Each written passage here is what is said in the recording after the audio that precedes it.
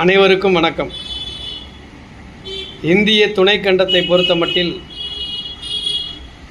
இன்றைக்கும் இந்த தேசம் உலகில் மதிக்கப்படுகிறது என்றால் இந்த நாட்டில் இருக்கிற சமயச்சார்பற்ற தன்மைதான்.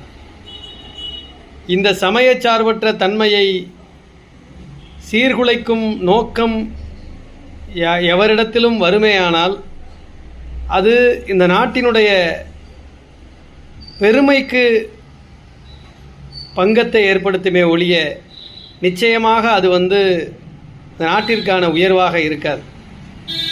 அரசியலமைப்பின் சட்டம்தான் இந்தியாவில் உயர்வானது.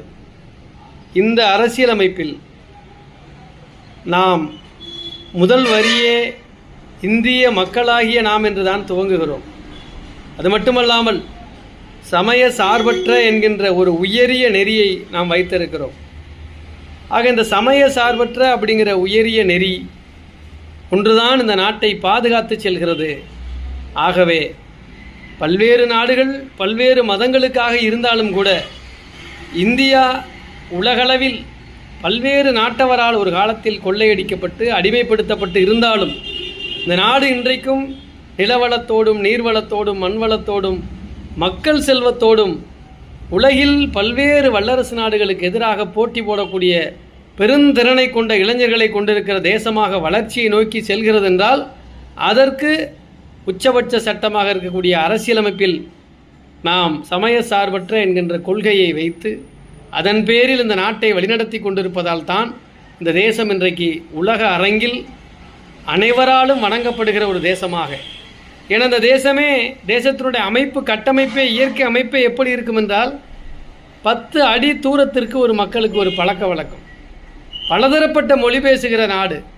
வேற்றுமையில் ஒற்றுமை என்கின்ற தாரக மந்திரம்தான் இந்த நாட்டிற்கான பிரதான ஒரு சக்தி.